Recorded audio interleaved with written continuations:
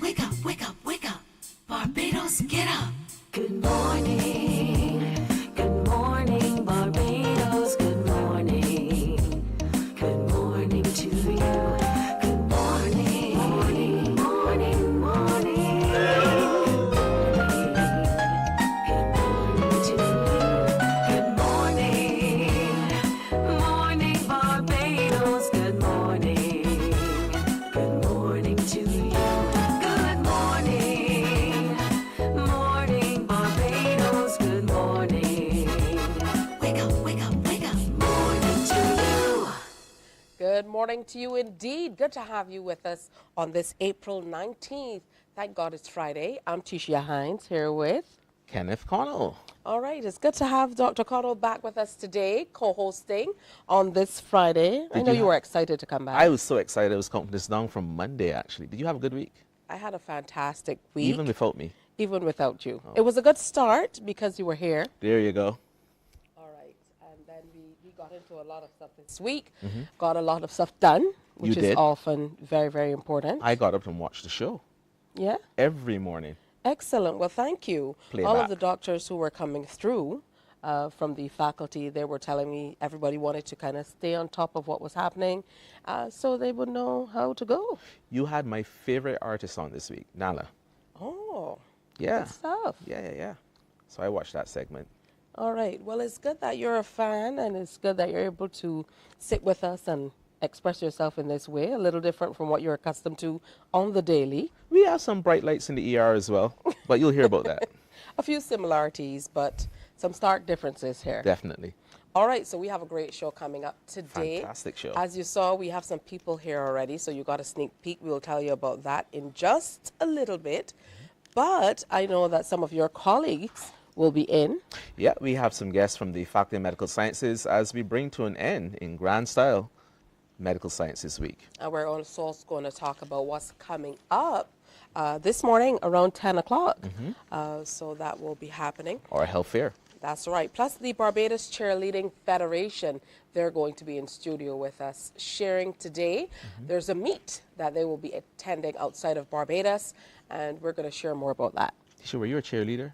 No, You were not a cheerleader. Did you audition? Okay. no. But do you like reggae? Because we have up reggae in the gardens. I'm looking forward to that segment.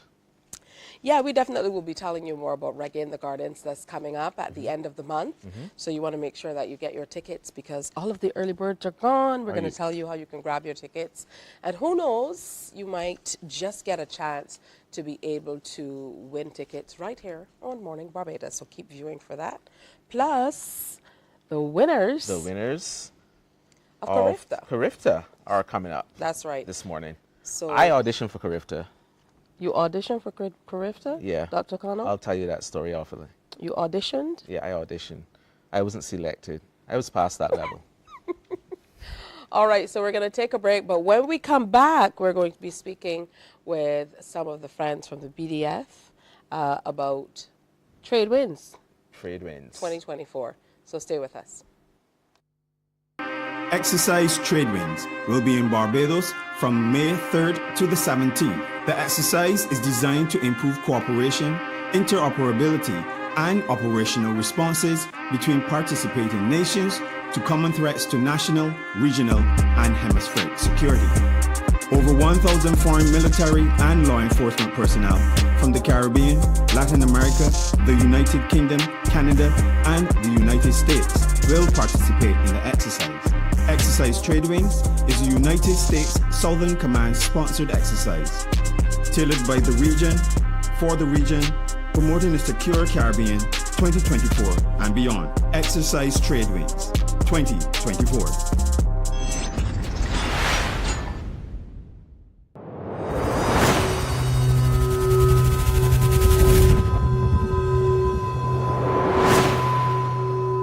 Morning, morning, morning. Good morning.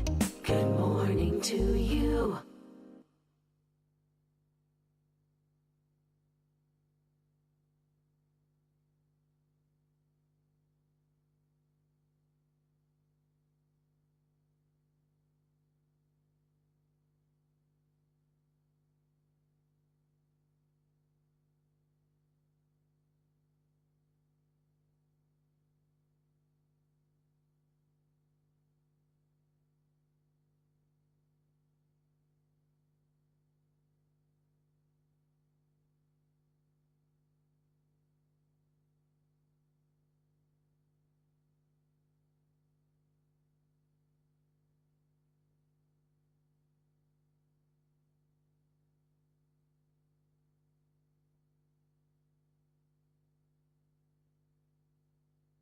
Morning, morning, morning. Good morning. Good morning to you. Exercise Trade Winds 2024, May 4th to 16th. Volunteer with Exercise Tradewinds today and make a difference. Volunteers assist with a critical measure of realism during the exercises simulations, whether by land, sea, or air, and help with the overall success of the exercise. Register today online via bdfbarbados.com. Exercise Trade Winds 2024, May 4th to 16th.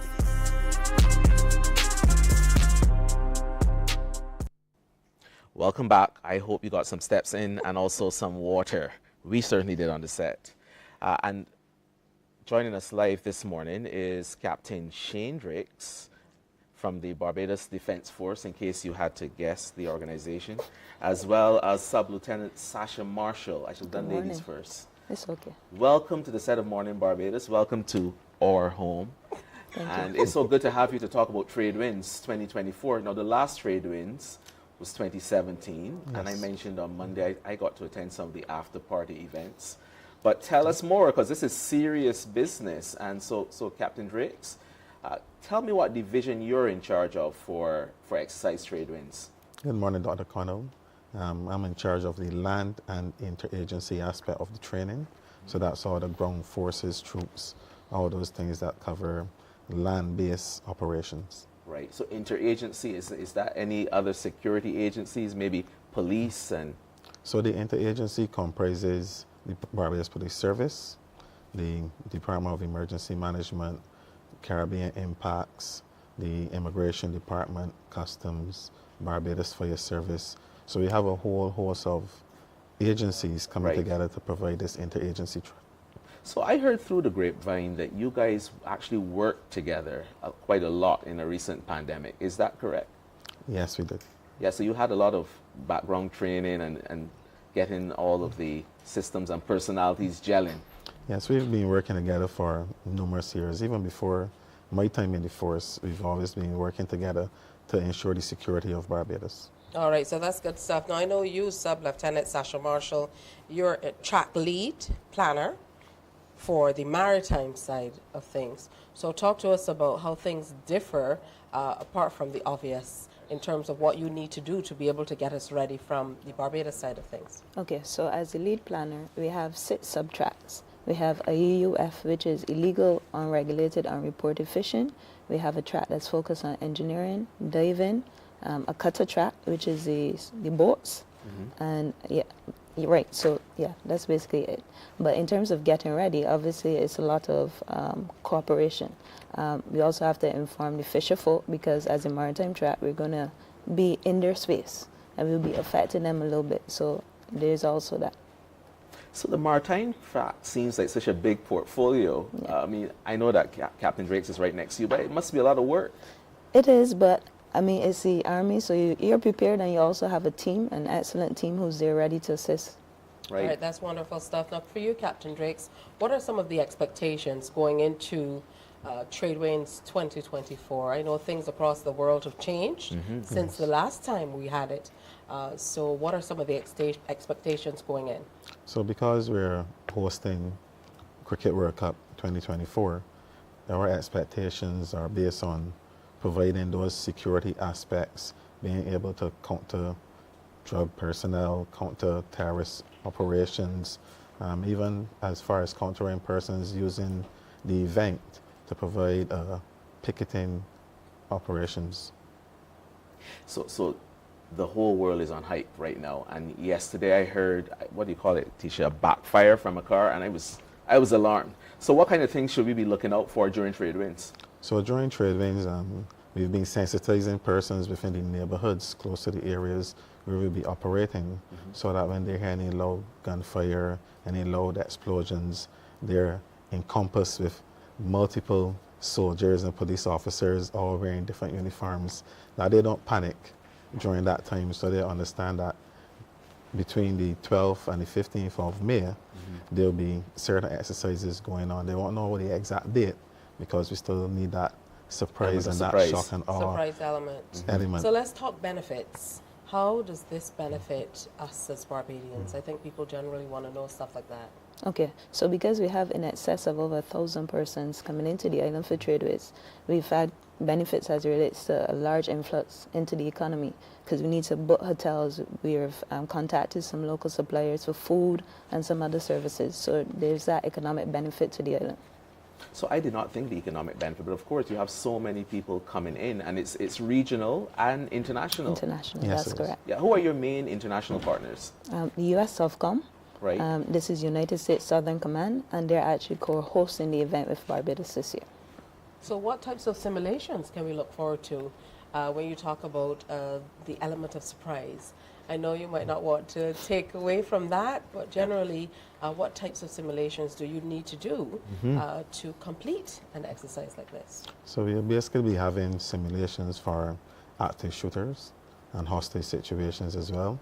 We'll also have wreck control simulations, and we'll have a very large footprint for mass casualty management should there be a collapsed structure, so we can practice that response mechanism to be able to respond effectively should there be anything happening like that. I suspect you're going to be working a lot with medics like myself. In fact, one of them is in the studio this morning in emergency medicine in terms of mass casualty. Yes, we do. And we also have our field medical facility. We have numerous volunteers there. A lot of them are already practicing doctors, surgeons, nurses, you name it, have volunteered for our field medical, and they would be that main response mechanism along with the Department of Emergency Management should there be a mass casualty event. Let's talk about some of the simulations on the water.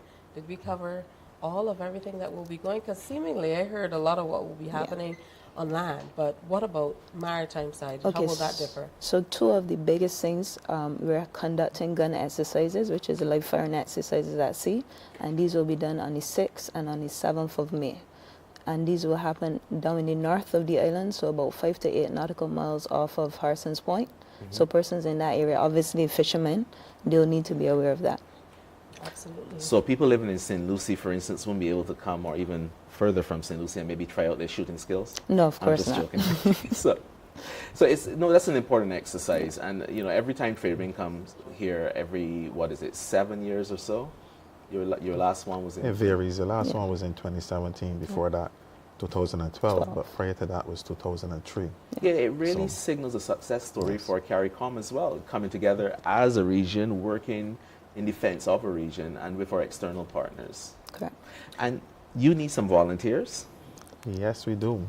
Over 300 volunteers will be needed to ensure that we have a successful exercise. You can volunteer as well, sir. I have a full studio of people here who are willing to volunteer, who work with us for Mornin Barbados. You know, Ruel is back there volunteering. So tell us how we can. And to be able to volunteer, you can go on the BarbadosBDF.com website or BGIS. There's a link there that you can click and then just follow the page and it will lead you exactly how to volunteer. And then our volunteer lead, Captain Crystal Harvey, she'll be in contact with all the volunteers to give them their briefings, tell them where they're needed, what time they're needed for, what they'll be required to do, and what event they'll be participating in. So do I need to be like really physically fit? I'm not declaring anything on national TV, but I can do at least 10 push-ups without stopping. So how fit do I need to be to participate in this? You don't need to be reasonably fit because we're going to select persons from across all demographics. So for example, you have persons being mulaj with those realistic looking injuries, broken hands, damaged head trauma and such like that, so that the persons can practice their skills in doing their basic medical.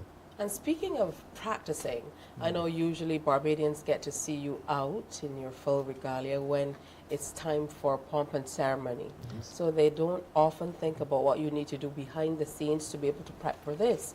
So even though you're preparing and as track leads, I would imagine it has taken and will take a long time for you guys to get yourselves ready.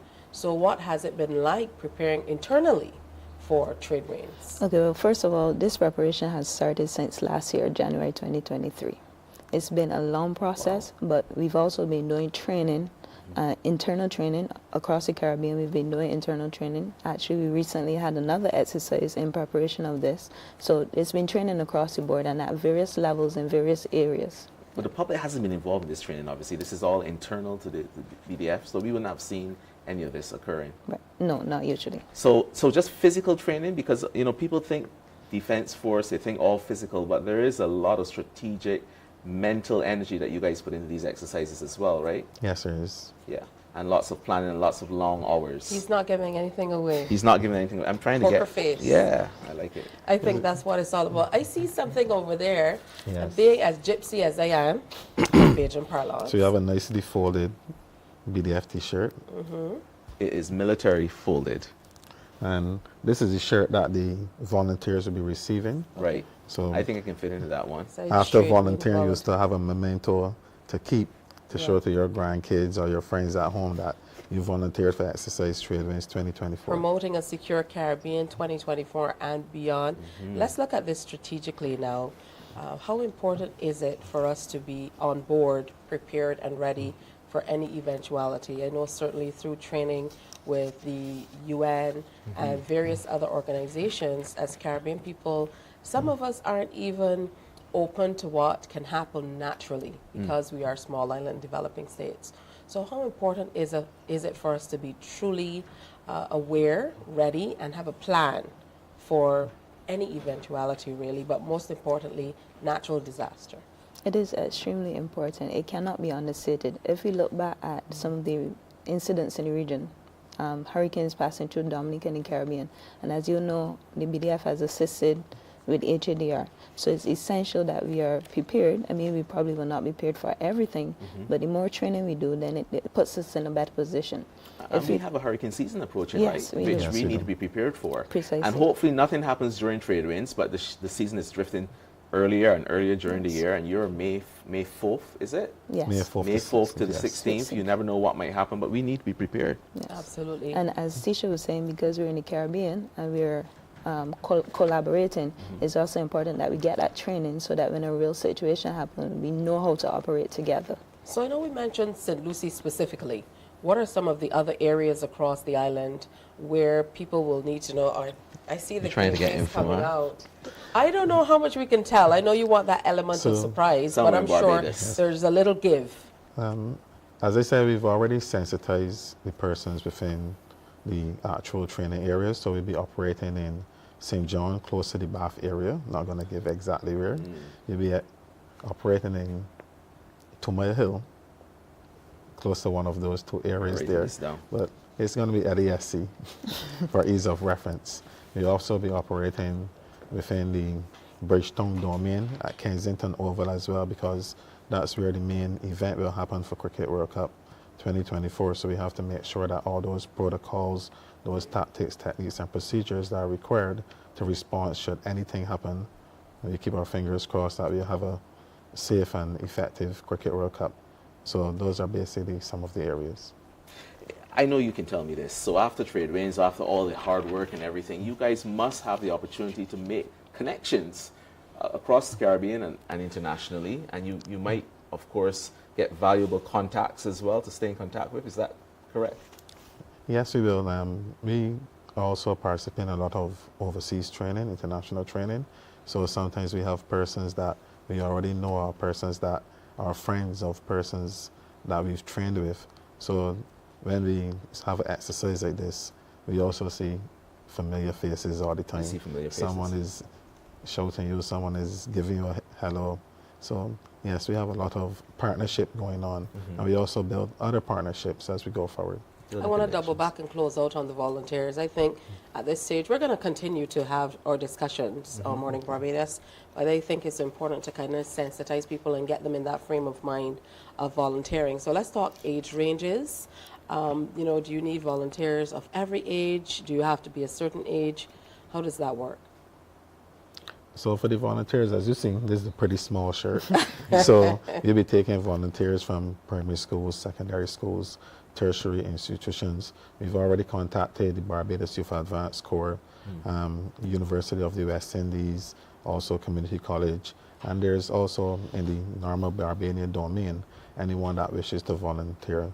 So it doesn't depend on age. It's once you want to volunteer, you go on the link, and we take anyone that's willing, especially you two. And then are you assigned based on the coordination, maybe some people helping behind the scenes and others for the actual simulations? Is that how it will work? Yes, but the operational aspect will be done by the exercising troops, which will be the persons participating in trade winds. But all those, some of the behind the scenes work, persons having special skills, we can use all of those even to help those persons as we go forward through the exercises. And I know you will want to advise Barbadians because we're heavy-handed when it comes to social media these days. And when you have these simulations going on, we have to be mindful that we don't want to put some of these simulations out there and have people panic to the place where we have some trouble. Right. So what advice would you give in that regard? So that's why we've been doing a lot of these social media, sending out the information so the public is as aware as they can be. But we really want to advise people to desist from recording the videos and sharing them. And if they share them, they have to make sure that they're letting the public know it's an exercise. Right. But to avoid like mass panic, just don't share the videos. Are you on social media? No, I'm not. The BDF? I think I saw. Oh, you mean BDF? Yes, Yes. yes. You are on Yes, social media. yes. So if you Instagram, need to see Facebook, videos, yeah. you can visit the website. As Captain Drake said, we have bdfbarbados.com. Right. Check out the websites and you get all the I information. will check you out during the break for sure. Yeah. Yeah. I think it's going to be very exciting. It will be. I definitely will volunteer, so you can look out for full Barbados, slate you of heard that. volunteer from here at the corporation. I was already recruited by Lieutenant Gollop. Oh, You know? Yes. The best person. And that's the lady who helped to coordinate some of this. So, we plan to play our role. Of course, as media, it's important that we also share what's happening as it happens too. So I want to thank you for coming in. Thank you for Thank I you know for having waking us. up early might be a regular thing for you for as you well. guys, but for sure. most certainly coming out to share is very important. Exercise Trade Winds 2024 is going to be here in Barbados 4th to 16th of May. And we've had Captain Shane Drakes and Lieutenant Sasha Marshall here sharing with us this morning. So I really look forward to it. And I heard you, I know you're going to have to do some stuff, but you said you're going to volunteer too. I'm going to volunteer. That only came out after you saw the T-shirt, though. Yeah, it's just about my size as well after I get all buffed in the gym. So I'm going to come out and volunteer. I'm not going to do anything physically active, but I will be there. And I know my colleagues, the medical fraternity is going to be there, of course, helping you guys out Yes, in they the field will, hospital yes. as well. Well, good stuff. We're going to take a break here. When we come back on Morning Barbados, some of your colleagues will be joining us on the set. I don't know how I they're know a going. few of them. Yeah, I don't know how they're going to engage with you in this new hat. You see the hat he's wearing? The new hat, yeah. It's All right. messing up my hair, though. Stay with us. Morning Barbados returns after this. Exercise Trade Winds 2024, May 4th to 16th. Volunteer with Exercise Trade Winds today and make a difference. Volunteers assist with a critical measure of realism during the exercises simulations, whether by land, sea, or air, and help with the overall success of the exercise. Register today online via bdfbarbados.com. Exercise Trade Winds 2024, May 4th to 16th. Morning, morning, morning. Good morning. Good morning to you. While you go about your business, we go about our business, and that is gathering the news. Stay up to date at CBC News Barbados on Facebook, Instagram, and Twitter. Get news update on radio throughout the day. And join us for the CBC News Night at 7 every night. CBC News team is on the job and bringing you the news. There is a saying, you can find a Bajan anywhere. Are you a Bajan living abroad? Or do you know of one who has migrated to another country? Well, we at Mornin Barbados would love to have you or them on our Bajan Afar segment. Share your amazing stories, experiences, and how you have adapted to a new culture. Send us an email to morninbarbados@cbc.vb, and together we will travel the world.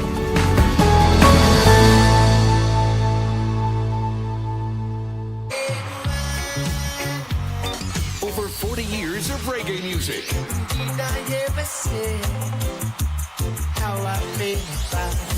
Over 70 million records sold.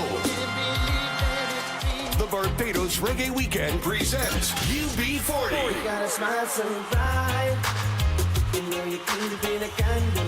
Sunday, April 28th, the National Botanical Gardens. Doors open at 3 p.m. Showtime is 6 p.m. It's UB40 alongside Queen Ifrica, Ghost, Morgan Heritage, Massacre, Tessan Chin, and Right Side of Red. Early bird general tickets $70 and early bird VIP $350. Regular general tickets $90 and regular VIP $400 from official box offices and ticketlinks.com. Sunday, April 28th, it's UB40 at the National Botanical Gardens. Powered by CBC Barbados.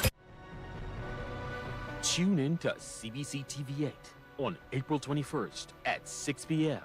to experience the Museum of the Olympic Academy at the Barbados Olympic Association, Inc., a dynamic and enlightening space featuring interactive exhibits highlighting the rich history of sports in Barbados and beyond. That's the Museum of the Olympic Academy on April 21st at 6 p.m. on CBC TV8.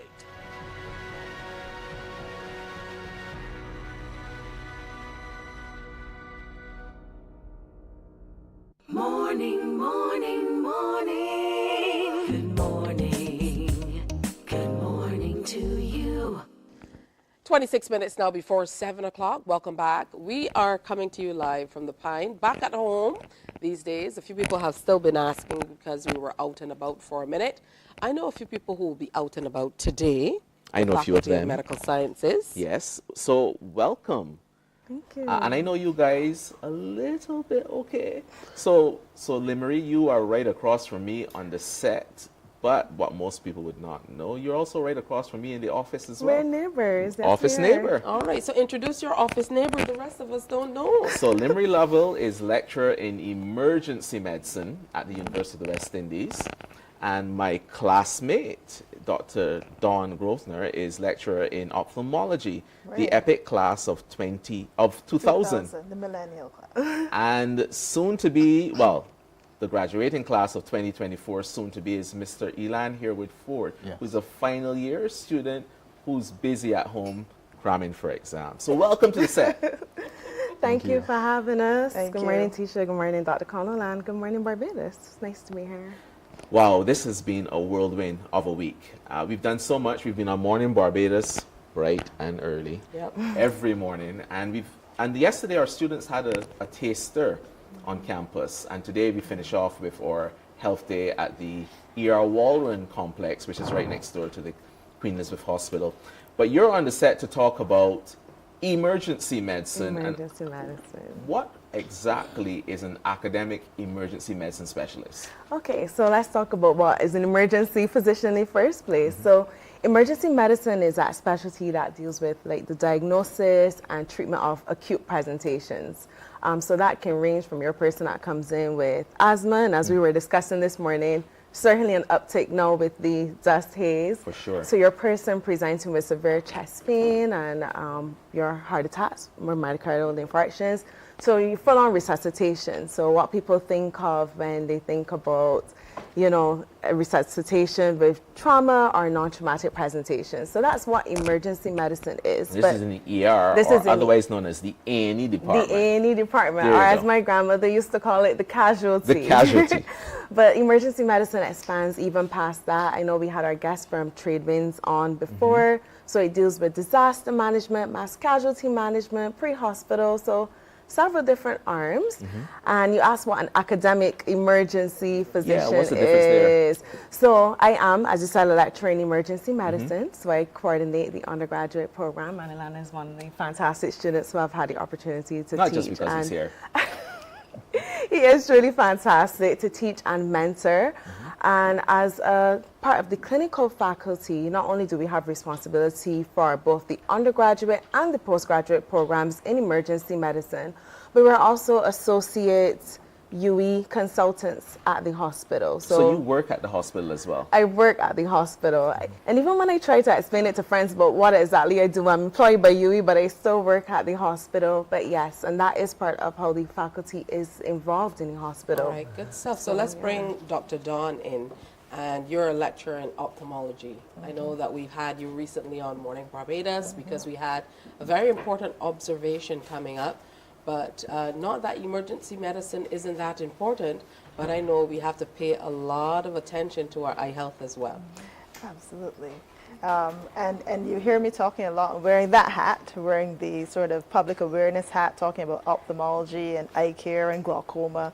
But my main role is, my main job, as I often tell people, is as a lecturer in ophthalmology for the University of the West Indies.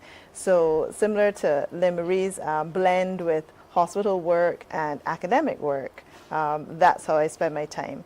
My responsibility is for the students, the medical students, who rotate through ophthalmology, learning the basics of eye care, how to examine the eye and so on, so that when they become doctors, at least they have some grounding in ophthalmology, so that when you go to your GP and you have a red eye, they will know, they have a basic idea what to do.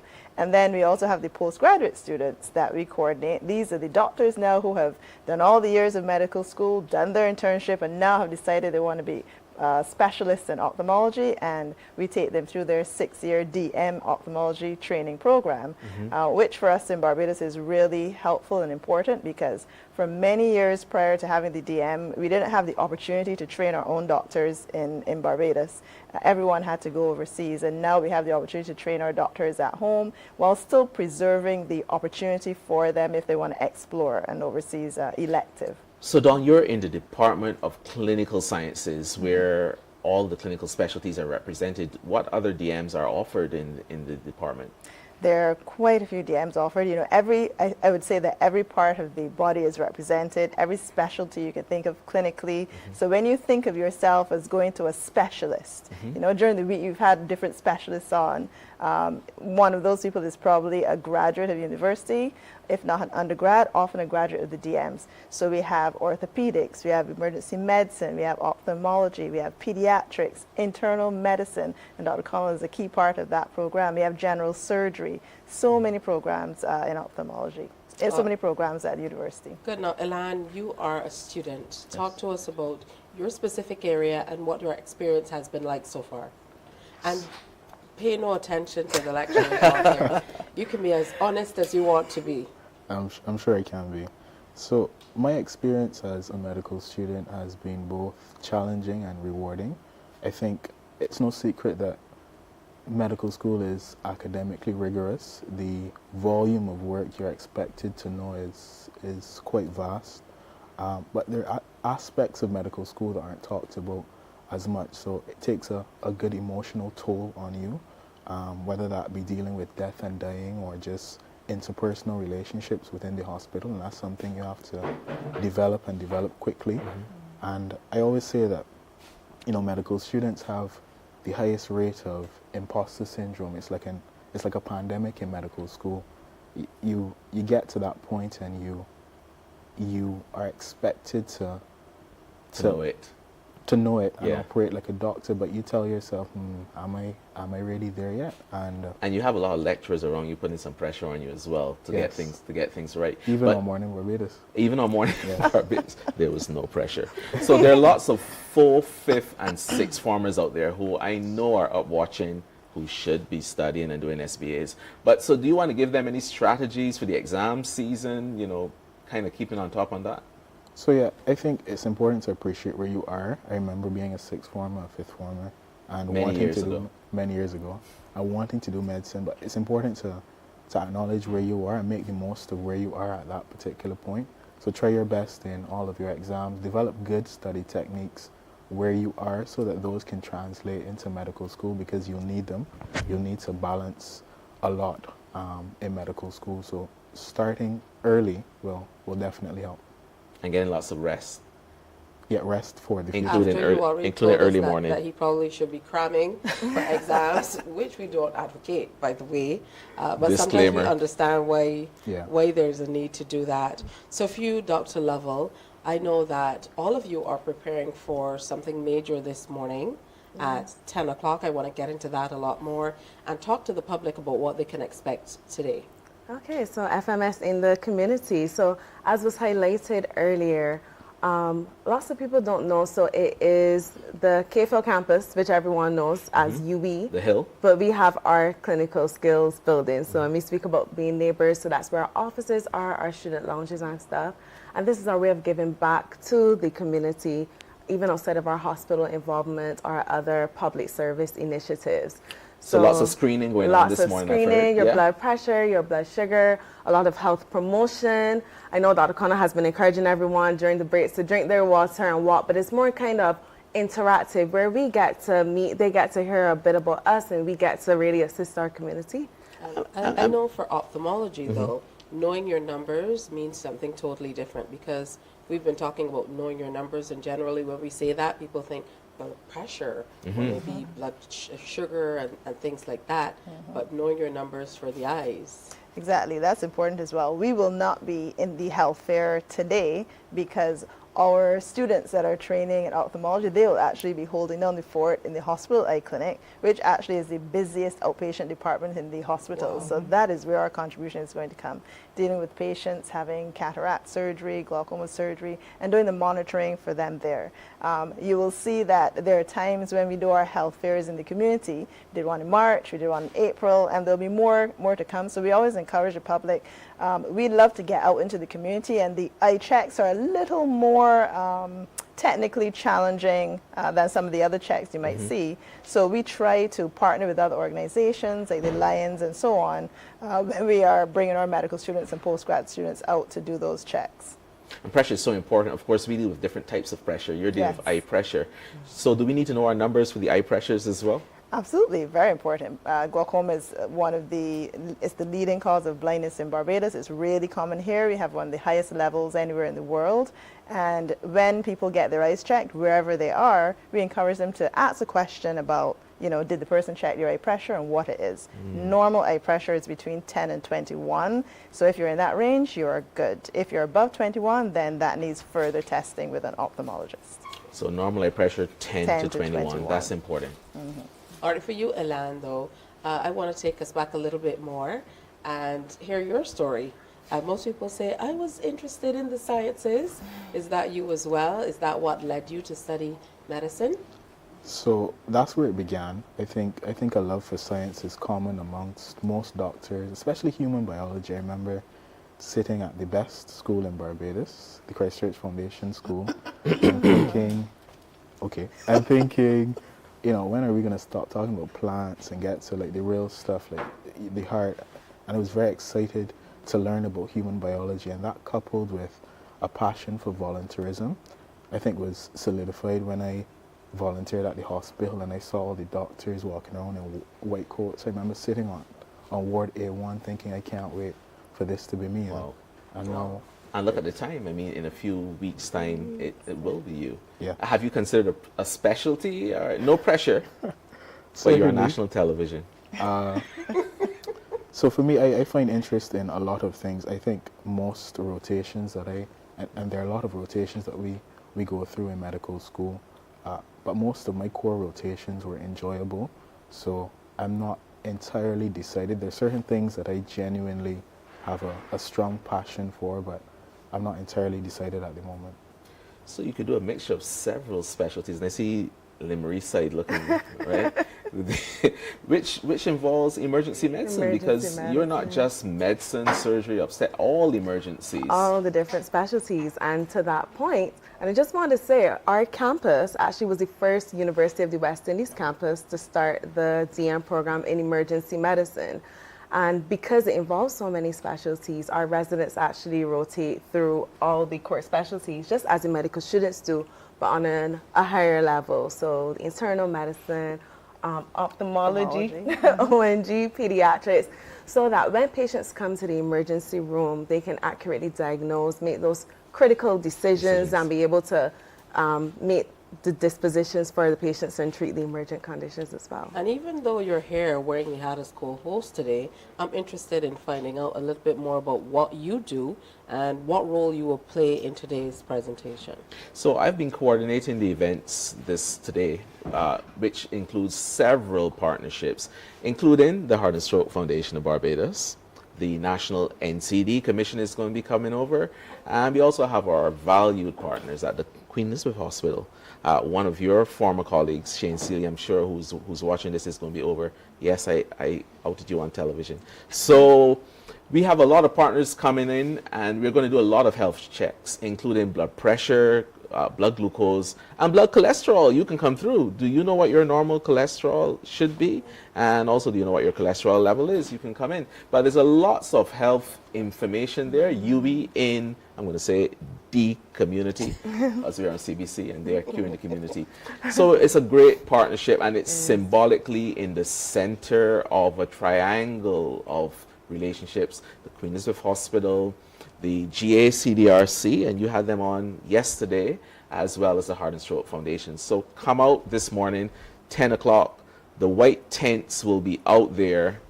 Okay, they're no longer very white, but they're whitish. And of course, our flyers. And you'll see the feather banners. Stop by, get your blood pressure checked. Tisha's going to be there the entire day, joining me as well. So you get to see her.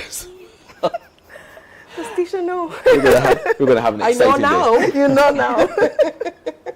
Yeah, but it's been wonderful having the faculty on this week, and I think I've said this to everybody. You know, I can remember a time where we didn't have this level of access to be able to talk about what's done behind the scenes, and I feel like this makes the difference in really welcoming the community into your fraternity. Because that's really important, and vice versa. So, definitely. You know, congratulations. I look forward to seeing you in that white coat. Thank you. And I know the parents are looking on as well, and family and Counting friends down and the days. well-wishers and lecturers. We certainly look forward to everybody coming out and celebrating a fantastic week culminating this morning. I think one of the doctors who was on yesterday said, look for the feather banners, not the off-white tents. So we certainly will be looking out for that. So thanks to everybody for coming in. Thank you for having us. Thank It's you very very nice much. to be here. And we look forward. Yes. We look forward to you coming out if you're out and about in Bridgetown, or you can spare some time. It runs from 10, but Right up until 4. yeah, so that's all day today. We may have some giveaways, Tisha. I'm not get letting know some? anything. Yeah. Yeah? Yeah. FREE. I don't know if I can trust this, but we'll see after the next break. It's just about 10 minutes to go before 7 o'clock. We have an update of the news coming your way at the top of the hour. And our amazing students, our amazing swimmers who went out and represented Barbados in the aquatic swim meets for Kifta. Wow. Some of them are here. We had some here yesterday. Others are here this morning. We're going to continue to celebrate them, so stay with us. Morning, morning, morning. Good morning. Good morning to you. Morning, morning.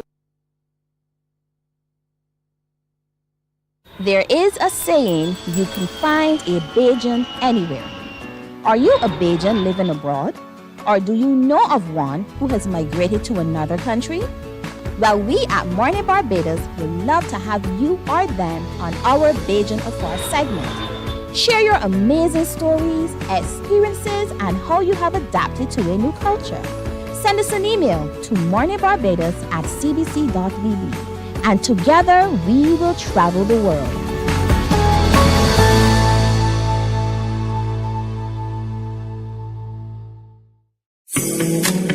The facts say Morning Barbados reaches an audience of over 50,000 and Newsnight reaches over 56,000. It's simple. When you advertise, you're getting your message to over 50,000 of your potential customers. Make the call to CBC Sales Department today and watch your business grow. Contact us at 467-5559 or email marketing@cbc.bb. From the beautiful shores of the gem of the Caribbean, Barbados, home of the Exercise Trade Winds will be in Barbados from May 3rd to the 17th. The exercise is designed to improve cooperation, interoperability, and operational responses between participating nations to common threats to national, regional, and hemispheric security. Over 1,000 foreign military and law enforcement personnel from the Caribbean, Latin America, the United Kingdom, Canada, and the United States will participate in the exercise. Exercise Trade Winds is a United States Southern Command sponsored exercise, tailored by the region, for the region, promoting a secure Caribbean 2024 and beyond. Exercise Trade Winds 2024.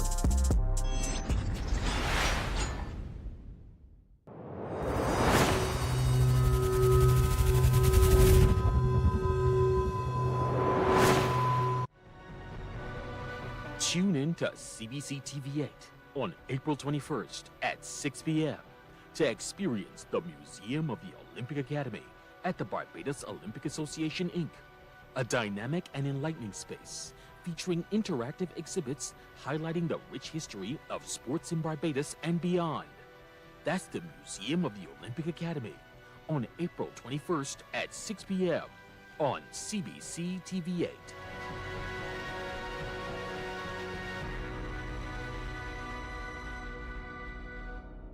Morning, morning, morning. Good morning. Good morning to you. Welcome back to Morning Barbados. I have a co-host today. Dr. Kenneth Connell is in the house. It's good to be here, and it's good to be on the set on a Friday morning because I get to sleep late from tomorrow. No, he doesn't. He has to go and do some work, but Yeah. it's wonderful that you made the time to come and share with us. And there's some other people who are here to share with us as well. Of course, they have a fantastic Cheerleading Federation traveling gig coming up soon that they're going to tell us all about. So we're going to introduce the cheerleaders here first of all. Demico Newton in the center. We also have Dahlia Knight and Keziah Cadogan. Yes, and chaperoning today is Cherish Hobbs. She is a performance chair coach for, or team coach for the Barbados Cheerleading Federation. So good morning and welcome to all of you. Good morning. Wow. That's what it needs to be, right? Yeah. I love it. Even if we weren't in high spirits, you certainly brought the energy. So let's start with you, Cherish. Let's talk about the Barbados team and how you're comprised and how you came to be. Yes, so last year we would have had auditions for the national team. We started with, after auditions, we started with 4 pairs of dancers, and then it led us to the final pair here on a reserve. So yeah, that's how we started auditions. And you know, cheerleading is no easy task. Huh? You know, you see cheerleaders out there, they're going through all these very complex routines. I know the cheerleaders of a very popular school who are very well trained as well. But tell me, what does it take to kind of become a cheerleader? Well, I would say dance is the first for sure. Technique, a lot of placements for like arms and stuff like that. So it's always like very different between cheer and dance. So, but it always still balance off in a way. So and gymnastics, I would imagine. I would think so as well. Yeah. Demico, what initially piqued your interest? So it was always on my bucket list. So when the opportunity came up, I was like, well, let's go. So yes, I always wanted to, as my main focus is dance right now, along with singing soca. So I just like to try new stuff, try new journeys, and this one came up, so I leaped for the opportunity. Literally, yes. There you go. Use the words, huh? So, but Kezia, you're part of the training, of course, and intense training for this championship. What has that been like? It's been, honestly, actually, I had a lot of fun with it. Try to enjoy it as much as possible, because when you take it a little too serious, and yes, it is serious. Don't get me wrong, it is serious. But when you take it a little too serious, you get frustrated. So just having fun with it and working as hard as you know you can go far. So what type of hours do you have to put in? So, the last 2 weeks we've been putting in 4-hour rehearsals. Wow. Every day. Every day. Every day. Every day, Including Saturday and Sunday. Yes. That's what every day means. Well, I know that my view of cheerleading changed quite a bit after my daughter joined the cheerleading team at her school.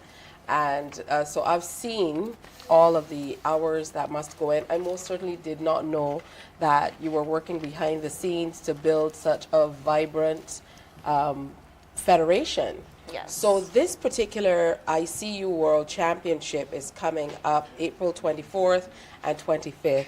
Talk to me about what the people representing Barbados will have to do, Cherish. So this competition is really one of a kind. It's not just a cheerleading meet, it's on the national level. So they are going to represent Barbados against countries like USA, Japan, like all the big countries. I think we may be the only Caribbean country as well. Wow. So yeah, this is Ever, I think. next level. We went straight to the big dogs for this competition. And we're just putting it out there. And you made it, right? And we made it, yeah. Yeah. So, Dilly, I'm going to ask you this because I'm totally confused. What are palm doubles? Okay, so basically palm doubles is different from cheer because this is more of dance technical. Right. But it just consists of the placements of our movements like cheer. And that's the category that you guys are entered in. Yes. Right. So basically you're having two persons dancing synchronized together and you know, moving as one. So yes.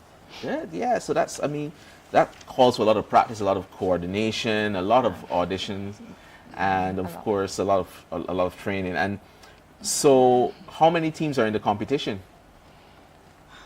I would say about 20. Yeah, 20. 20, Yeah. and only one Caribbean country is there. Yes. Yeah, that's good stuff.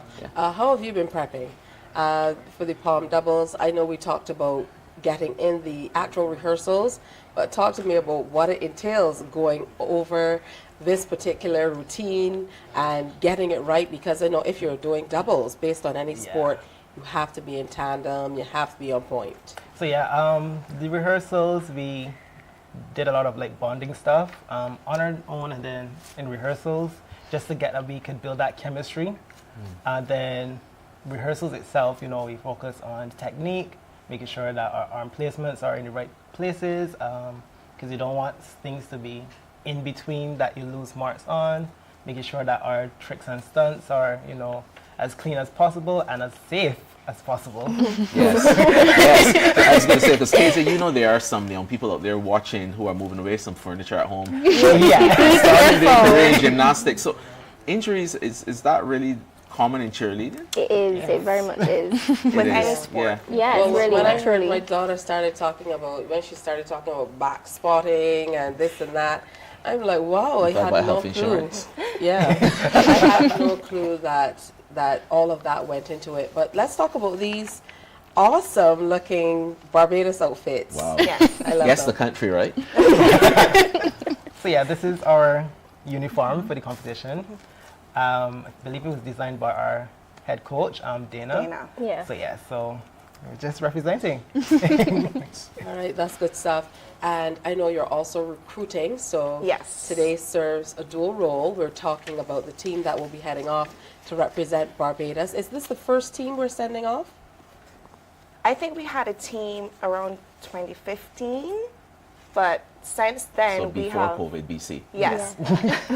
Since then, we have created a Cheerleading Federation, which is headed by Dana Dare and Gavin Jordan. Yes.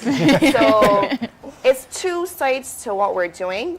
I know you were talking about back spotting just now. However, we are doing performance cheer, which is more of the jazz with the palms, and then cheerleading is more of like throwing them up into the air. Yeah, so the However, we have stunts. lifts as well. We have stunts as well.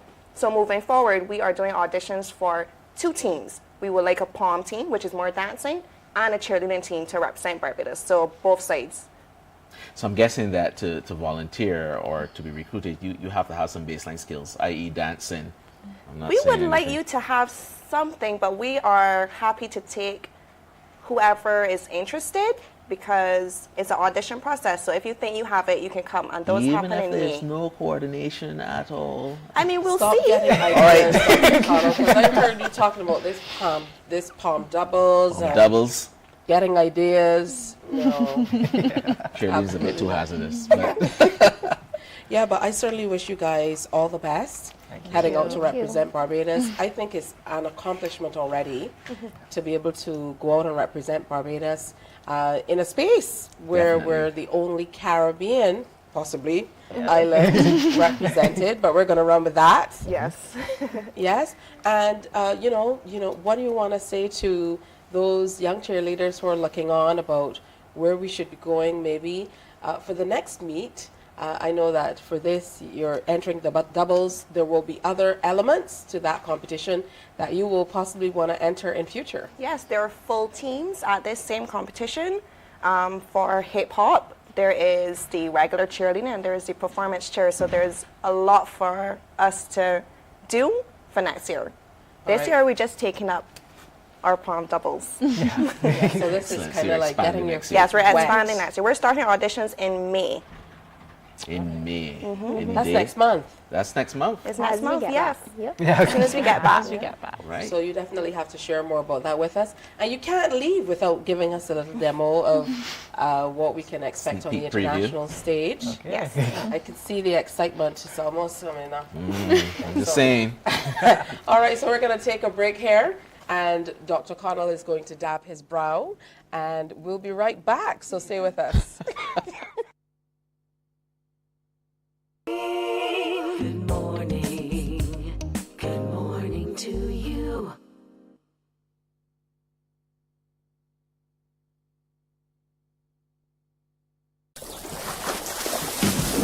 From the beautiful shores of the gem of the Caribbean, Barbados, home of the amazing Harrison's Cave, the tantalizing Oystins Bay Garden, our historic garrison, the indigenous road tennis, and the friendliest people in the world.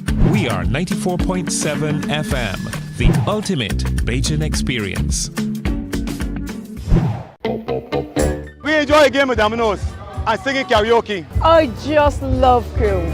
When you love me just a little bit longer. You get to relax and have a drink and listen to some nice music. It's something different. It's spectacular. It's fabulous. You know, it's a different feeling altogether. I never feel so good in a party yet. Follow me to Q in the Community this Thursday.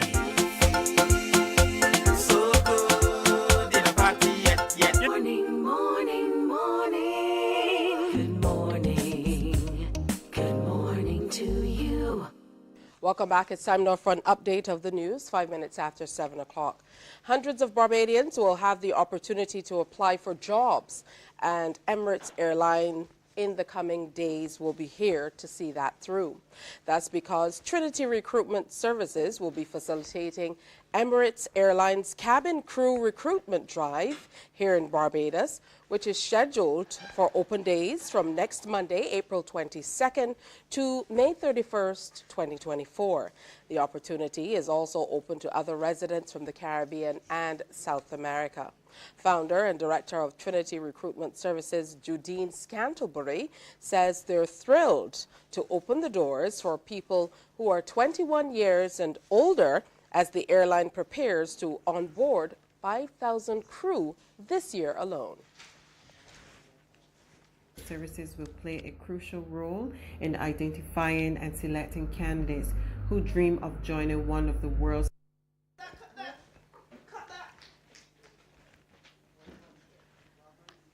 And Trinity Recruitment Services staff members have been offering some pointers and tips to prospective applicants.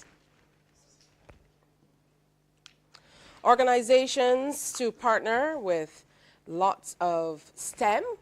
What's coming up with that? One farmer is calling for them to do such. The monkey colony on island. Andrew Dickinson says over the last 2 weeks, that should be Andrew Dixon rather, says over the last 2 weeks he has caught 13 monkeys and notes his traps are working, and Radio Regional's fence to keep out monkeys. I want it to be something big so that I could be able to build at least 50 to 100 traps, get a truck where I'll be able then to drive for the whole day just setting traps. marking the specific spot where I caught those from, working with the university or some animal control persons to highlight where we took what from and probably put them in a database so that it will show you how much you took from a particular place. To do something that makes sense, not just going out there catching monkeys. But Mr. Dixon says he is not interested in shooting the primates and usually gives them to the wildlife reserve, who will collect the animals from any location. And giving them to them whole, and they could do whatever they want to do with it. But the cullings still go on where they drive around and shoot the monkeys, and I think they shoot a good couple numbers, but my aim is not to get involved in the shooting. I wanted to catch them and to bring down the population so you can see that you collect a certain amount of monkeys from a specific area. You understand? And that's what I was mostly interested in. So I wanted people to get involved in setting the traps and catching the monkeys. Are being made in the fight against prostate cancer here in Barbados. Word of this from President of the Barbados Cancer Society, Professor Davidson Rosen. He was addressing a media briefing at offices of CMIX Concrete, Black Best St. Peter, to launch the Society's Prostate Walk Run for this year. Trevor Thorpe was there. Professor Rosen told the gathering, made up of officials from CMIX Concrete and the Barbados Cancer Society, screening and awareness remain important factors that lead to the early detection of prostate cancer. He added that there are gains being made in the fight against this disease, which has a greater impact on males of African descent. He also said technology has given great hope to the medical profession. Robotics gives you the ability to look in three dimension, so you can actually, when you're operating with a robot, you can actually see the nerves very, very clearly. So the incidence now of impotence has gone right down to less than 2%, where it was about 15%, and incontinence has gone down from about 10% to 3 or 4%. After being presented with a check from the sponsors for the Cancer Society's Prostate Walk and Run, he also spoke about what's new for this year's event.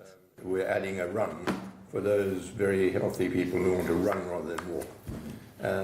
But other than that, I mean, we have discussed the idea of having a health fair, but we started the thought about that. We came from Philip, and as I mentioned earlier, the Rotary are doing such a thing, not for cancer, but for all diseases, and I think that would be very beneficial, and perhaps add things for children, where they could have things to jump in and other things that keep them busy while their parents are walking. Group Chief Executive Officer of CMIX Concrete, Philip Tempro, said they have plans for further improvement in the prostate fight. We said we would just dedicate ourselves to prostate cancer and really own the space. So going forward, which Professor was alluding to, we would like to create not just a walk and a run, but a much bigger, widespreading event that would include families more. Not that it doesn't include families, no, but it would include artists, it would include food, and create an afternoon for people to enjoy, spread the word, educate, and I think even test. Deputy District Grandmaster for Barbados, Scottish Constitution, Leighton Waterman, said the Grand Lodge's involvement with the Barbados Cancer Society is bearing fruit. This year we're looking to revamp some of the work we're doing in terms of ministry, having people to talk about their experiences. Because one of the things which came out of me from last year when we had that walk was I realized that there are actually a lot of Freemasons up there who've had prostate cancer or who went through prostate cancer. And we never knew until we actually had the opportunity last year for the walk. So again, for me, that's one of the good things which actually came out of that public event, that people are feeling more free to talk about their experiences. So I think that's something which we do need to grab upon and build upon as we move forward.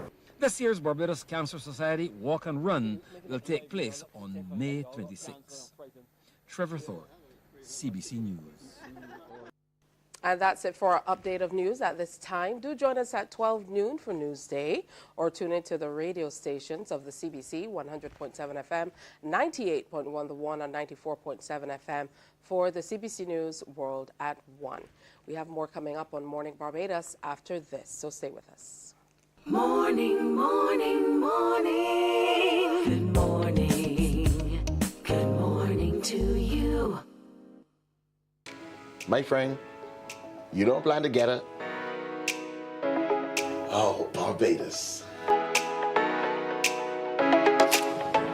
Hey, I'm KB Clean. Join me 6 a.m. until 10 a.m. right here at 94.7, the best and ultimate Bajan experience. My show is called Bajan to the Bone. Don't miss it, Bajan to the Bone. Weekdays right here and only here on 94.7.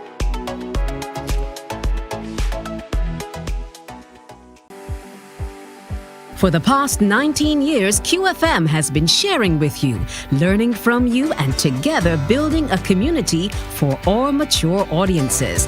That's why we say Q is good for you. To our Q family, we say thank you for staying connected to Q 100.7 FM. QFM is a station of the Caribbean Broadcasting Corporation. CBC, celebrating 60, connecting Barbadian communities. While you go about your business, we go about our business, and that is gathering the news. Stay up to date at CBC News Barbados on Facebook, Instagram, and Twitter. Get news update on radio throughout the day. And join us for the CBC News Night at 7 every night. CBC News team is on the job and bringing you the news. There is a saying, you can find a Bajan anywhere. Are you a Bajan living abroad? Or do you know of one who has migrated to another country? Well, we at Mornin Barbados would love to have you or them on our Bajan Afar segment. Share your amazing stories, experiences, and how you have adapted to a new culture. Send us an email to morninbarbados@cbc.vb. And together we will travel the world.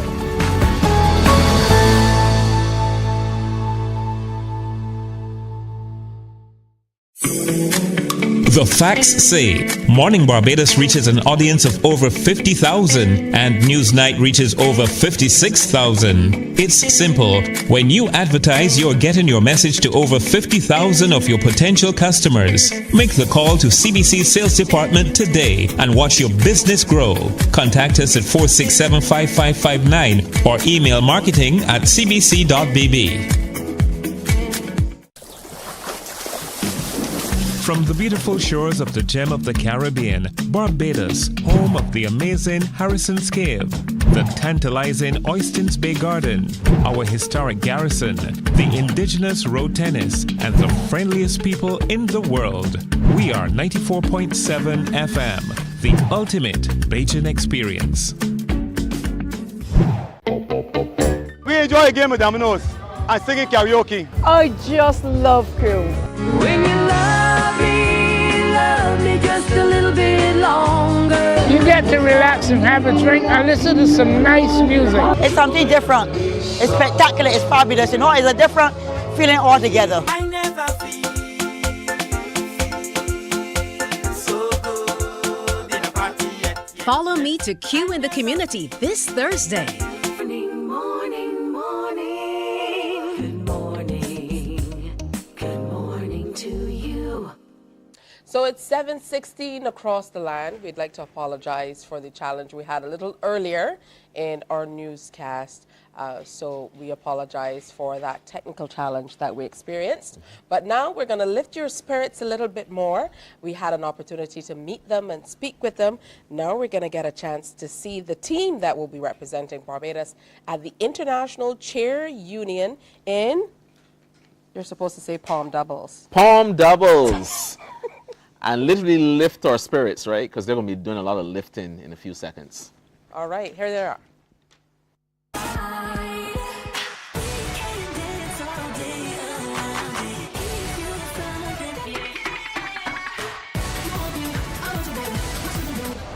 Reggae. I got you, moonlight, you're my starlight. I got you. It's about that it's getting harder, getting so high. Okay, alright. It's about that time. Morning, morning, morning. Good morning. Good morning to you.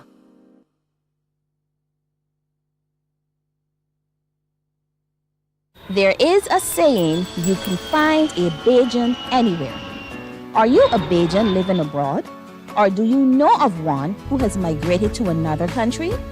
Well, we at Mornin Barbados would love to have you or them on our Bajan Affair segment. Share your amazing stories, experiences, and how you have adapted to a new culture. Send us an email to morninbarbados@cbc.vb. And together we will travel the world.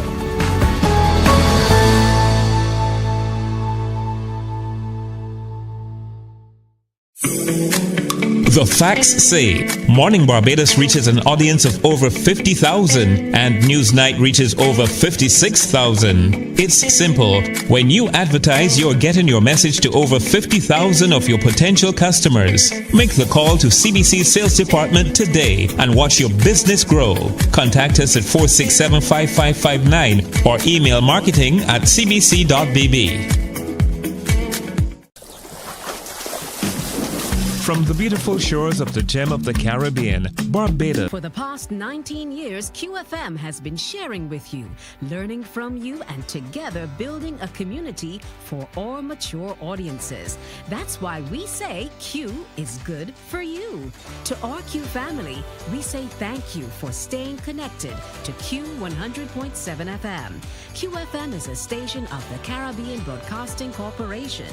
CBC, celebrating 60, connecting Barbadian communities.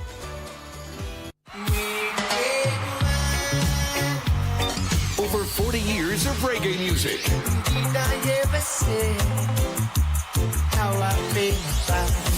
Over 70 million records sold.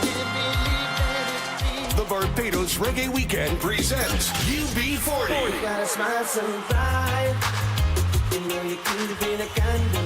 Sunday, April 28th, the National Botanical Gardens. Doors open at 3 p.m. Showtime is 6 p.m. It's UB40 alongside Queen Ifrica, Ghost, Morgan Heritage, Massacre, Tessan Chin, and Right Side of Red. Early bird general tickets $70 and early bird VIP $350. Regular general tickets $90 and regular VIP $400 from official box offices and ticketlinks.com. Sunday, April 28th, it's UB40 at the National Botanical Gardens, powered by CBC Barbados. Tune in to CBC TV8 on April 21st at 6 p.m. to experience the Museum of the Olympic Academy at the Barbados Olympic Association, Inc., a dynamic and enlightening space featuring interactive exhibits highlighting the rich history of sports in Barbados and beyond. That's the Museum of the Olympic Academy on April 21st at 6 p.m. on CBC TV8.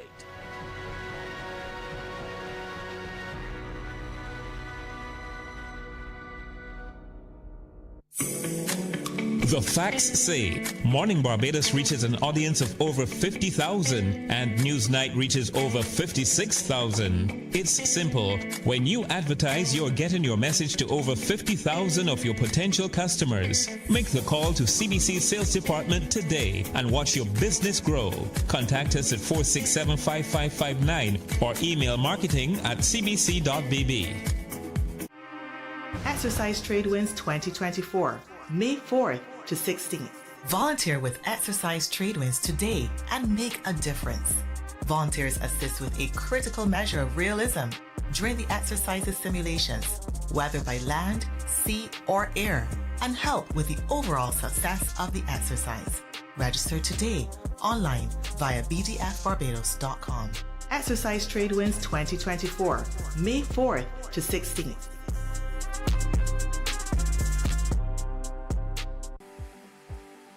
For the past 19 years, QFM has been sharing with you, learning from you, and together building a community for all mature audiences. That's why we say Q is good for you. To our Q family, we say thank you for staying connected to Q 100.7 FM. QFM is a station of the Caribbean Broadcasting Corporation. CBC, celebrating 60, connecting Barbadian communities. The facts say Morning Barbados reaches an audience of over 50,000 and Newsnight reaches over 56,000. It's simple. When you advertise, you're getting your message to over 50,000 of your potential customers. Make the call to CBC Sales Department today and watch your business grow. Contact us at 467-5559 or email marketing@cbc.bb. Morning, morning, morning. Good morning. Good morning to you. Welcome back. It's 7:23. The time is swiftly going by. So we're joined now by some of my favorite people. I got an opportunity to speak with these guys before they left for the Easter weekend championship. And I told them, listen, bring me back some medals. And they absolutely did. I'm talking about the aquatics championships that took place, the Kifta team. We have other members here this morning. So first of all, congratulations to all of you. Thank you very much. Big congratulations. All right, so here with us we have Victor Ashby. Good morning. Feel free to make some noise. Isabella Mears, Jaya Simmons, Kamisha Johnson, Caitlin Balgobin, Samaya Johnson, and Mr. Dave Farmer. Good morning. And of course, your head coach for the team. You must be incredibly proud of what they've been able to accomplish. Talk to us about what the meet was like and whether you thought you were able to accomplish all you wanted to. Yes, the meet was very competitive meet. We had 25 teams from within the Caribbean there, and our swimmers really performed well. This group has done outstandingly well, and they'll tell you a little bit about their achievements, but throughout the meet it looked like we were definitely going to achieve what we set out to achieve. You've certainly achieved a lot. I mean, I can see it here on stage around their necks. So Victor, tell me what kind of preparation went into all of this, because I know swimming is not kind of an overnight thing. You must have put a lot of hours into this. What kind of preparation? From since I was 2. So Wow. 12 years. I'm probably in the womb as well, right? Swimming. 12 years of swimming. So 12 years of swimming has got me this far. Hopefully, more years can bring me further. So let's talk about the medals. Medals? This one, the gold medal, my most prized possession right now, is achieved in the boys 13 to 14 100-meter fly, where I won by almost a whole second. Very fun. That is, you know, let's take a moment for that. That is amazing stuff. One of the gold medals for Barbados. And before he goes on, I think we have to qualify how, you know, how challenging it is. Overall, Barbados came in 5th place, but to come in with a gold medal, and certainly for the boys, we've been hearing a lot about not having a lot of boys involved in swimming at this stage. Yes, it's been a bit of a struggle with the boys. Not that they are not capable of, but we just don't seem to be getting the same type of work ethic and will to win coming through with the boys at this point in time. It may change in months to come. We are certainly hoping so, in preparation for next year's Kifta. We can make a big difference. Stage. Victor's the only guy here. But all right, so it's just the gold, and what's the next thing you're hiding from us, Victor? This is a bronze medal, which I achieved in the 200 meters fly. It looks goldish. It looks goldish? I wish it was gold, but it's not. But bronze medal, yeah. Yeah, but there are gorgeous medals, and you made that comment earlier. They really are. Bahamas went all the way with these medals. Congratulations, Victor. Victor. Even gave us a case, which is very... Victor's holding on to his medals very tightly, as he should, right? Isabel, you are in the top 8. Talk to me about that. Yes. I'm in the top 8 for all of my individual races, the 1500, the 400, and the 800. So that for me, that's a big achievement because there's a lot of people and they're really competitive. So. And you have some medals around your neck as well. Yes. Right? Yeah. This one is for the, I think, 4x200 meter freestyle relay, and this one's for the 4x100 meter freestyle relay. 2 gold medals. Wow. And you also have some ribbons in hand. Yep. Talk to us about them. These are my 3 individual races. I came 8th overall in the 400 meter freestyle. I came 7th in the 800 meter freestyle, and my favorite race now, I came 6th in the 1500 meter freestyle. All right, that's wonderful. So you definitely did some competing at the games, but walking away with 2 medals in both relays. So congrats to you, Isabella. Thank you. Jaya in the 13 to 14 age group. I remember chatting with you before you went off, and I got a big question yesterday. Was Jaya on? I mean, people were looking for you because you've done so well. So talk to me about all this that's weighing down your neck. I was going to say, right? At Kifta, I competed in 12 events, 8 individual and 4 relays, and I got a total of 7 gold medals and 5 silvers. It was 4 individual golds, 4 individual silvers, and then 3 gold relays and 1 silver for our relays. That's beautiful. Is this what you expected, or have you surpassed your expectations? I think I went out into this Kifta wanting to do my best and hopefully collect medals, but my best was what I wanted to do, and this is where my best got me, so I'm happy with what I did. Well, your best is enough. For sure. And it shows. It definitely. I mean, I am impressed that you can just stand up straight with all those medals around your neck. Because they're heavy. I They know are. you guys can hear them clanking, but, you know, they're solid. Yeah. They're solid. And as Victor said, they came in beautiful cases and all that good stuff. So these are medals that these guys can cherish. And they worked for hard life. for them. Yeah. Kamika, you've been trying to hide behind the scenes, but you don't have anything to hide from because you've been pretty successful as well, right? 1 silver and 1 bronze medal. Tell us about that. Please. Both of those medals were from the relay, and I'm really happy to be able to swim in the relays. And I also got best times in my both my relays, which in the 4x50 was a 29.84, and in the 4x100 a 107.02. So you were swimming from age 2 as well? No, please. I was swimming since age 5 or 4. Slightly older. Yeah. Now, I know before you went off, you were feeling a little shy about things when we spoke last. You know, how was it for you when you actually got there? Because I know when it comes to the actual meet, and you're there and seeing all the various countries represented and so on, it can be a little intimidating. So how was it for you, the experience? The experience was competitive but fun, and I enjoyed like having competition from all over the islands. And you must have met a lot of new friends as well. I'm sure you still correspond with people that you've met there. Yeah. Well, we're hoping. We're hoping. Yeah, at least. So we're going to move on to Caitlin Balgobin. Just pass on the mic. So I see that you have some beautiful medals there as well. So congrats. Talk to us about them. Thank you. I got a silver in my 50 back individual race and a silver in the 4x100 medley relay. Good stuff. What was the competition like for you? It was fun. I liked seeing the different countries there. It was definitely competitive, and I'm happy with what I did. Well, what's your favorite event? 50 back. Why is that? Is it because you're really good at it? You just like the technique? You're really good at it, and you like the technique. There you go. That's good stuff. Congratulations. Congratulations. Love, love, love it. I love that you guys have done so well. And I'm really happy that you've been able to accomplish some personal bests and so on as well. Little Samaya, I remember when you came on earlier for the interview, you were kind of like, you know, I'm really optimistic. I'm looking forward to everything, but I'm not too sure how things will go. So how did things go? So things went really pretty good. Unfortunately, I got DQ'd in my 100 fly because of how I touched the wall. Okay. I did not make it to finals for any of my races.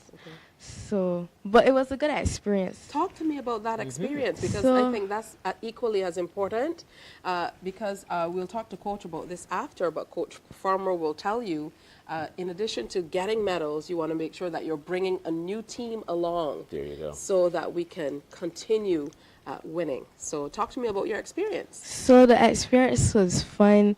It was nice to see all the different cultures and hear the different accents from people. But yeah, Had a it good just time. yeah. All right, for you, Coach Farmer, looking forward. I know that you had a great showing. So where are we going with swimming? There's still lots of work to be done. And, you know, like I said, lots of discussion around kind of bringing new people into the fold. Yes, we are working hard at trying to accomplish all of the things that you just mentioned. We did well. We had a good experience. We're happy with what took place. It's all behind us now, and for some of us, we are looking ahead. Just maybe 2.5 months from now, we have the Central American and Caribbean Championships in Mexico. So a number of these will now go to the next step, which is obviously going to require more dedication, more commitment, more hard work. These swimmers work very hard. They're at the pool at 5:30 most mornings, training for at least an hour and 15 minutes before they leave for school. Before they leave for school, yeah. And they're on holiday now, so they're not necessarily going to leave for school after, but they're still training in mornings.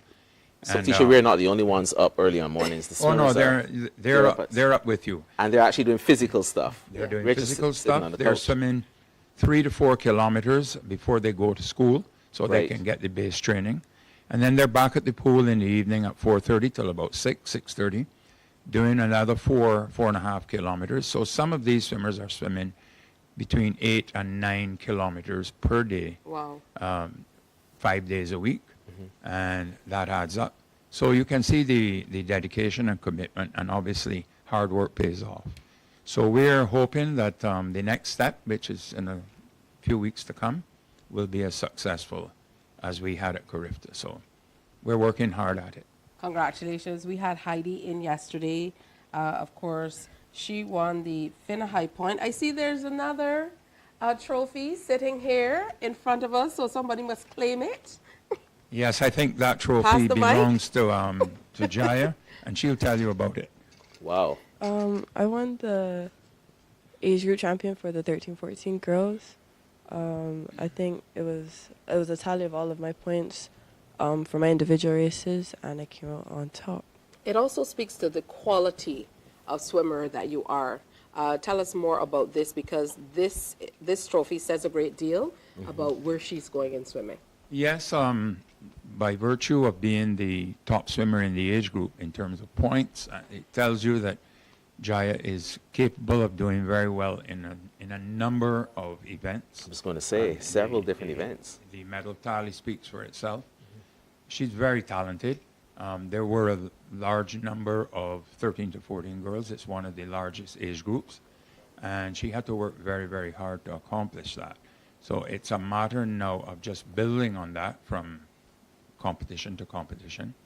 But heartiest congratulations, because that's not an easy feat to accomplish. So I think she's done very well, and I think the whole team congratulates her. Certainly I sure. do. And we wish her all the best now for the upcoming Central American and Caribbean Championship. Oh, that's beautiful. Congrats to all of you. And I have a special appreciation for swimming, because one of my besties was an Olympian. So we went to school together from age 11.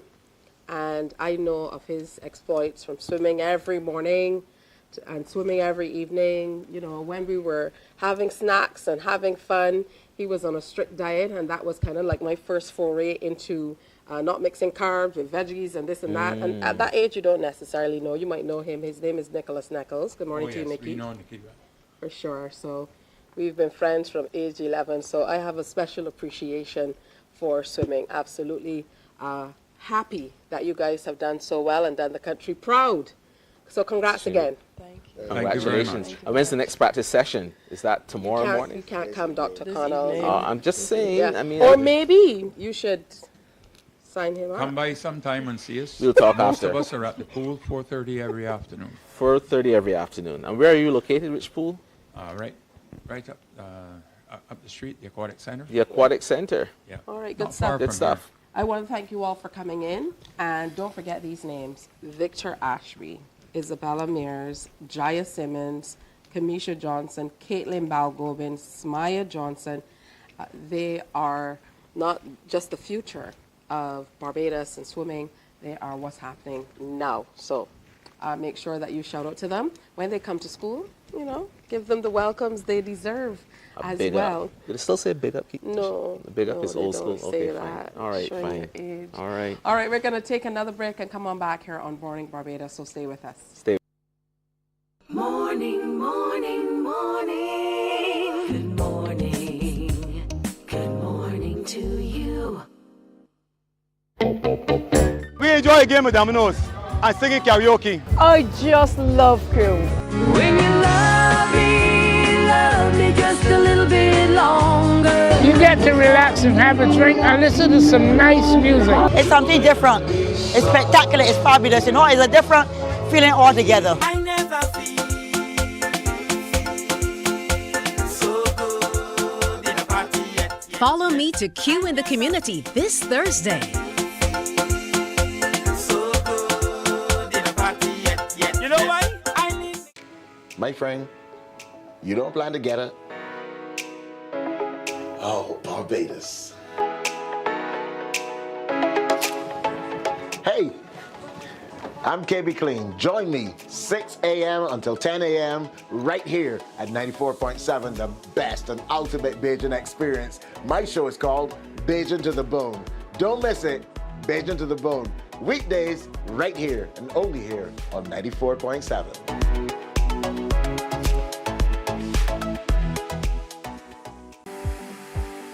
For the past 19 years, QFM has been sharing with you, learning from you, and together building a community for all. Morning, morning, morning. Good morning. Good morning to you. All right, I'm still feeling really proud about, the swim team and all they were able to do. I mean, just phenomenal achievements. I Yeah. mean, when you look at these young people, you see the dedication and how proud they make us as a country.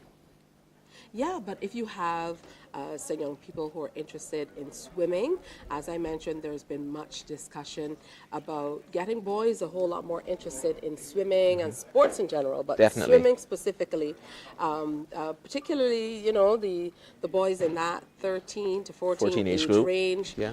They're seeing a bit of a fall off based on what we're hearing. Of course, that's a discussion we can go into a little more, but definitely a great sport. And with such a wonderful dedicated opportunities. coach. Yeah. I mean, Dave Farmer was here, and the amount of effort he must put in, getting up at that hour every morning as well to watch them Yeah. practice. It's a team effort because they compete for their schools, they're members of clubs, then of course now they've made the Kifta team heading towards CAC, so lots to look forward to. So again, congrats to the entire team. These were just a few. We had others on yesterday just in case you missed them. So we wanted to tell you all about Reggae in the Gardens that is coming up. And I know you are going to want to get out and get your tickets in the early because we've been playing you bits and pieces. We've been giving you some UB40 all morning long. And I know people of a certain age, they are very happy with that. For sure. Tell me about the reggae music that you grew up with, Dr. Connell. So I've been a whole Barry Salmon fan, and I still am. I actually use reggae a lot in my reflections, and when I'm kind of trying to mellow down, Bob Marley, definitely the classics. So I'm looking forward to reggae. All right, good stuff. So Reggae in the Gardens, we are happy to be the presenting sponsor, CBC. Does this mean free tickets for us? Sunday, April 28th is what it's all about. It's going to be at the Botanical Gardens, and there are going to be 3 fantastic events. Now, April 28th, you don't want to miss it. It's a lineup of legendary proportions featuring the iconic UB40. Queen Ifriqiya will be there, Massacre, Ghost, Tassan Chin, and our very own powerhouses in Right Side of Red. That is Sunday. and that's also featuring a special tribute to Peter Morgan.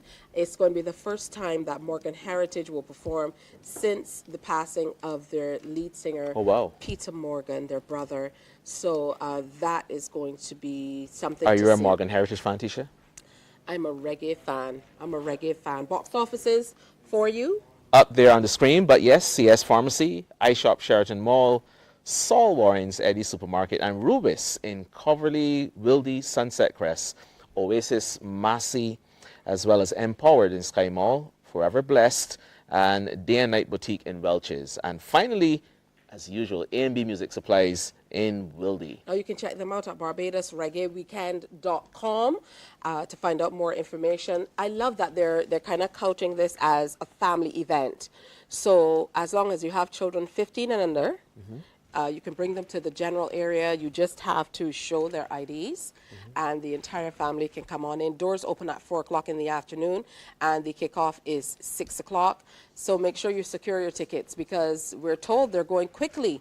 Early bird tickets are available now at $70. I'm not sure if they still have early birds, though. General Probably not, tickets yeah. are $90.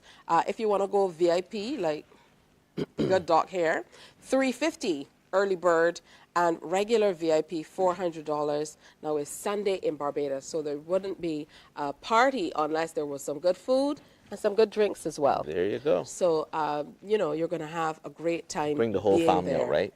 Absolutely. Reflect on the music that you loved from way back when, and experience some of the new artists as well. I think it's a great blend of the old and the new. I haven't seen Queen Ifrica in quite some time, and I don't think I've ever seen UB40, so that is piquing my interest.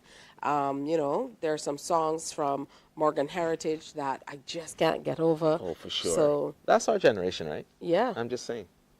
That's us. I mean, your We generation. will be there. Yeah. So make sure you check it out. It's about Reggae in the Gardens. It's coming up on April 28th. Be there or be square. Our generation too, right? For sure. All right, stay with us. Over 40 years of reggae music.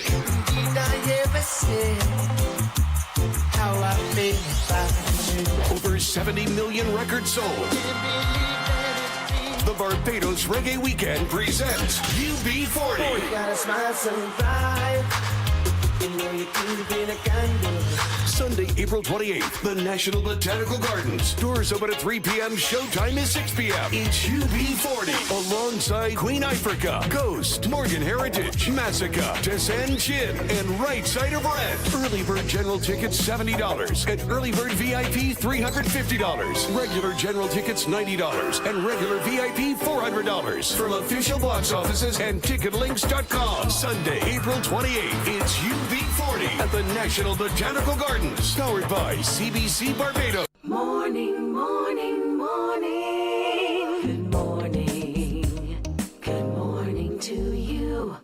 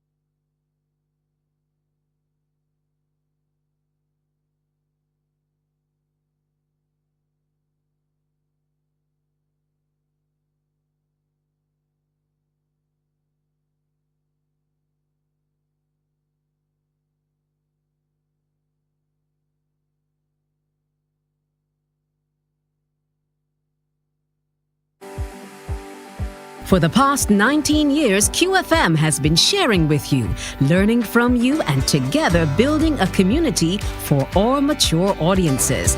That's why we say Q is good for you.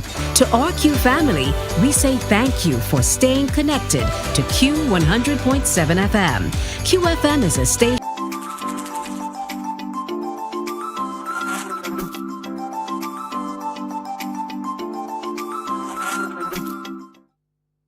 So just about 12 minutes to go before 8 o'clock here on Morning Barbados. Welcome back. And, you know, teacher, the season of emancipation and Cropover 2024, my favorite season, was launched on Friday, April 12th at Ilara Court. Absolutely. We know the season of emancipation is a time for us really to reflect not only on the injustice and suffering of slavery, but also on the unbroken spirit of our ancestors. So it's been launched under the theme, Reimagining the Past, Celebrating the Future.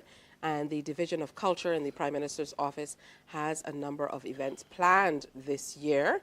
So we're going to be telling you all about them as we go through. But the season officially started on Sunday, April 14th. That's right.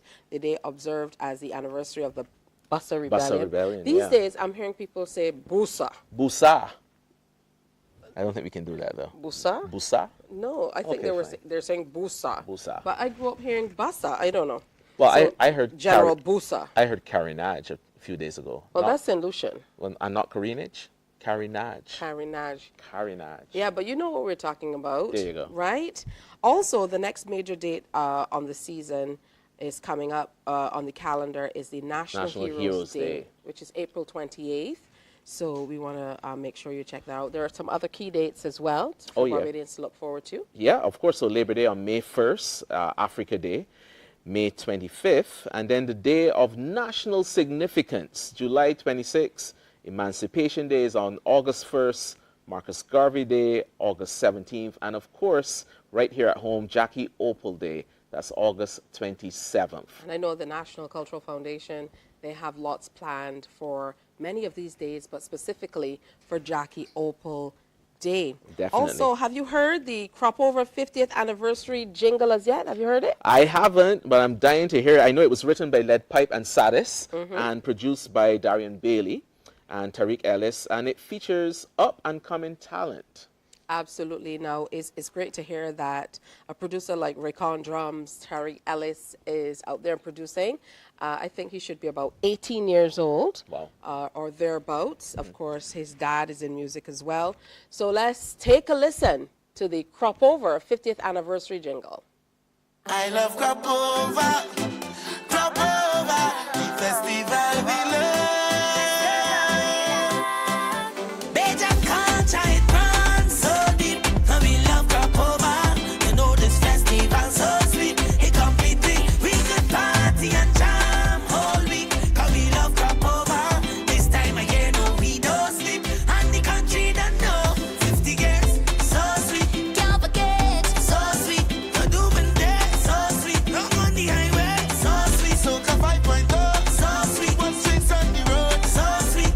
Vendors cooking, so sweet. Masqueraders looking, so sweet. Celebrating 50 years of greatness, embracing what we have. Our history is amazing. I say that with confidence. Plenty unfamiliar faces, and the faces that we love. People of different kind of races, enjoying the ambience. We celebrating we culture.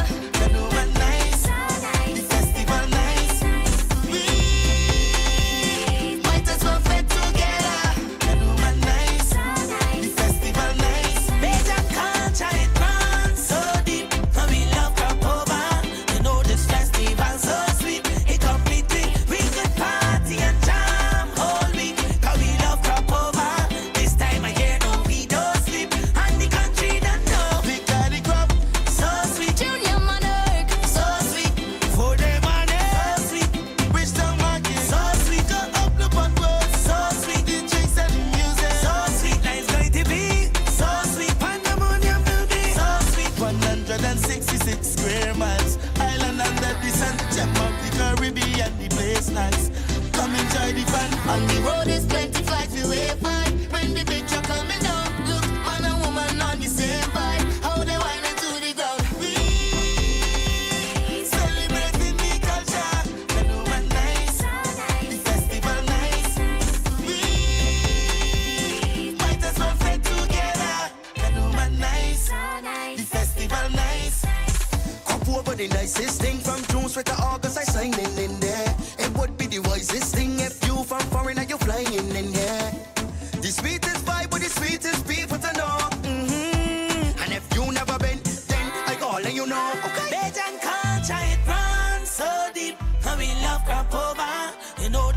festival so sweet. It completely, we could party and jam whole week. Cause we love Cropover. This time of year, no, we don't sleep. And the country don't know.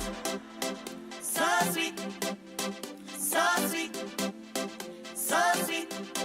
I love Cropover. So sweet. The festival we love.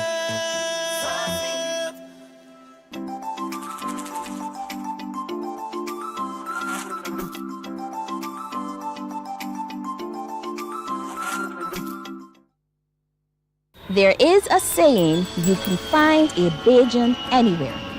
Are you a Bajan living abroad? Or do you know of one who has migrated to another country? Well, we at Mornin Barbados would love to have you or them on our Bajan Afar segment. Share your amazing stories, experiences, and how you have adapted to a new culture. Send us an email to morninbarbados@cbc.vb. And together we will travel the world.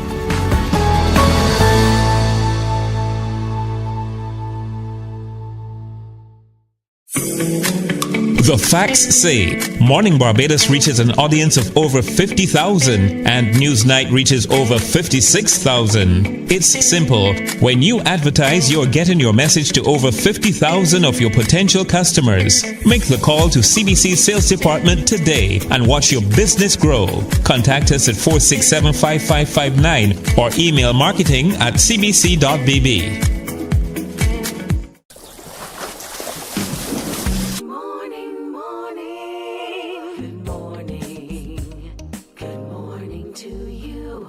All right, so welcome back. Cropover, though.